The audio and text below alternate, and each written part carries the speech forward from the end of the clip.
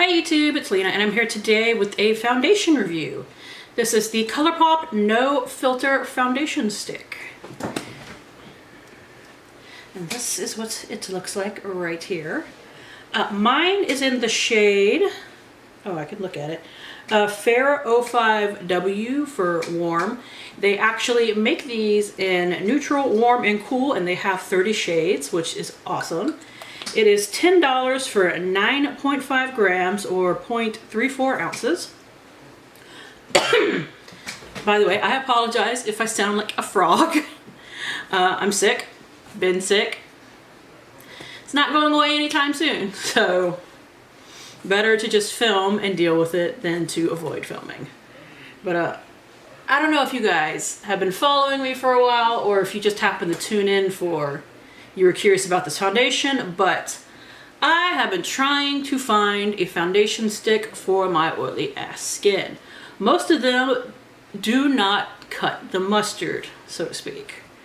Because I'm not just oily, I'm hella oily, and I live in South Louisiana, which like 8 months out of the year is hot and humid. So, I mean, foundations are already working a seriously uphill battle to deal with my skin.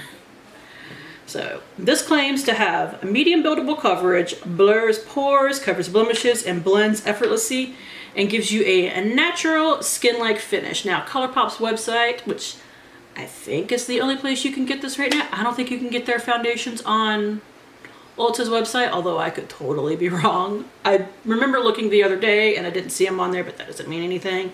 Ulta moves stuff in and out all the time from different brands. Colourpop's website actually has a program on it.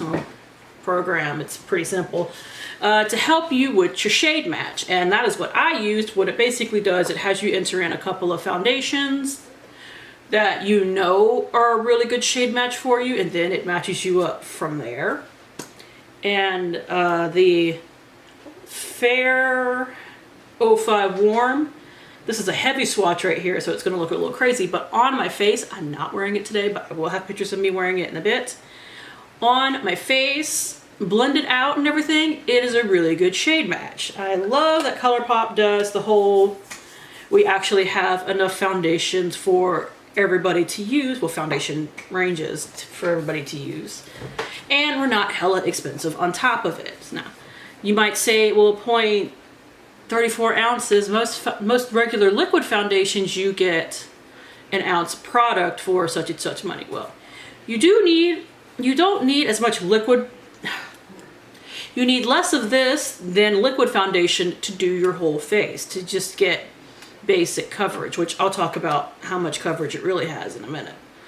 So honestly, these only last me slightly less time than a liquid foundation. Like, I can go through a liquid foundation in 3 months if I'm wearing makeup on a regular basis, and I can go through a stick foundation in about 2 to 2.5 months if I'm wearing foundation regularly. So now let's get to the fun part, which is saying that, now, first off, it claims to have medium coverage. I'd say it's about medium to light medium. It could definitely build on itself to get that, much more opaque medium to even kind of close to full coverage. I wouldn't call it full coverage even if you build it up. I've mentioned this before in these reviews. I think full coverage, I think Estee Lauder Double Wear, which I have used up an entire bottle of before, this can't build up to that. It does a claim to, so I definitely tell you it's not full coverage, but you can definitely build it up to a very solid medium. As far as the blurring pores part, I don't really think so. I don't think there's any foundation that I've encountered that without some help from some kind of pore primer can really blur your pores. I've never come across it. Tell me one below that you've tried that totally blurs your pores without a primer. Please, I'd love to try it, because I have some big old pores around my nose. But however, it does cover blemishes. It blends well. I use a brush personally. I always use a brush with stick foundations. I just find that works a little bit better and is a lot quicker. And I love stick foundations because they blend a lot faster for me than a liquid foundation. And it's something that I can actually pack along and do touch-ups with rather than a liquid foundation, which I usually need a beauty blender to do, or a beauty sponge, let's say, because I don't use a beauty blender. But I like the on-the-go-ness of this. I like that you're not gonna spill it everywhere when you travel with it, necessarily. I don't have to worry about that with this. Cap stays on really well. I don't have to worry about it coming apart in my purse, in my travel bag, or anything like that. Now, let's get into the fun photos. This is a picture of me without makeup and with the foundation on my face.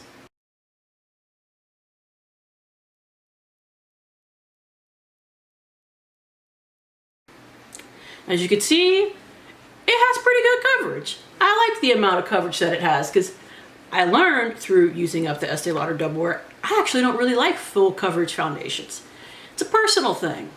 Everybody has their preference of foundation coverage. Some people like to have basically nothing at all but a little bit of tint, and some people want the whole mask doll face thing going on.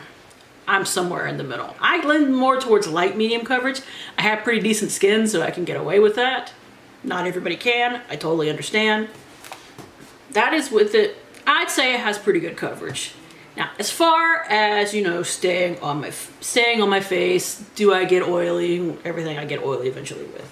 But it does stay on my face without a primer because the 0, 4, and 8 hour marks that I'm going to show here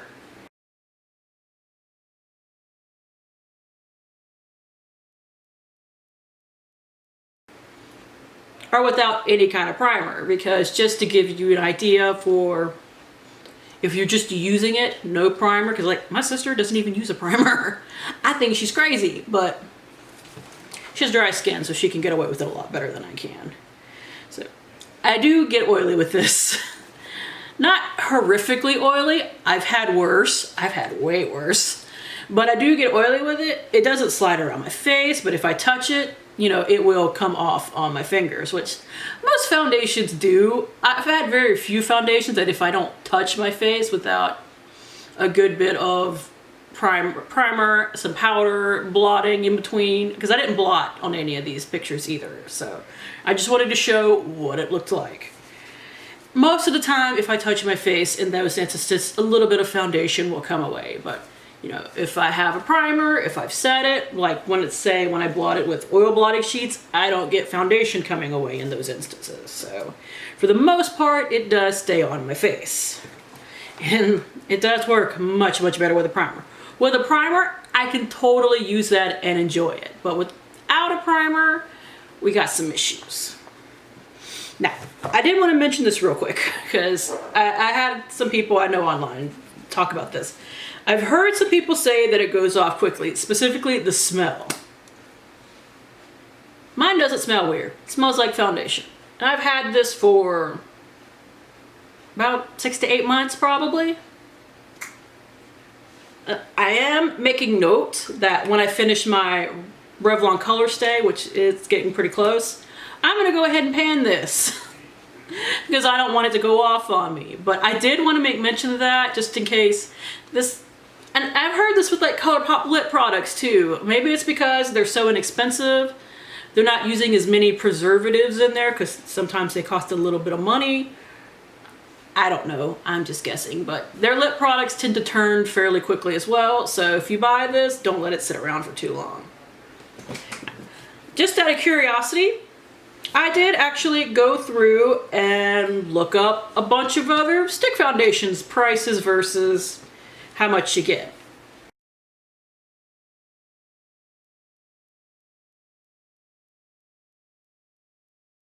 This is actually pretty decent, both for price to ounces, and it is amazing for shade range, especially at its price. Its price is pretty fair, so don't be feeling like you're getting ripped off just because you're only getting like 1/3 of an ounce, a little more than 1/3 of an ounce. As far as stick foundations are concerned, that's about average. Now, you go look at the higher end, obviously you're paying more for this, maybe the same amount of product, but you know, they come with other claims as well. And I know especially like the Hourglass foundation stick, supposedly, I've never tried it, I don't know, you can get away with like 1 swipe per cheek, 1 on your forehead, and you're good to go. This, I definitely have to, you know, go in with a couple of swipes everywhere and go from there. I can't just go like 1 stripe or I'm not going to get anything out of it. Fact of life. So obviously something like the Hourglass one, yeah, you're paying a lot more, but if that claim is true, it's gonna last you a lot longer, and it probably doesn't go off as quickly as this apparently does. So overall, what do I think? Would I repurchase? Especially after doing that list and seeing that there are so many stick foundations out there, especially what shade ranges that I could actually probably find my shade in. Because, I mean, used to be stick foundations were notorious for having like 5 shades. And there are still some out there that have like 5 shades. But now there are plenty of them with like 15 and more shades, which is where I tend to start, where I will buy a foundation if it has at least like 12 to 15 shades.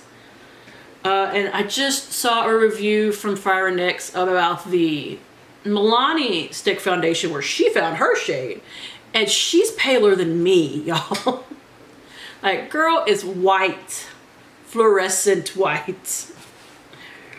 I thought I was pale. She's actually paler than me. So I definitely want to try that. So because there are other ones that I'm definitely curious about, I would probably not repurchase this, because it takes some work to make it less oily on me.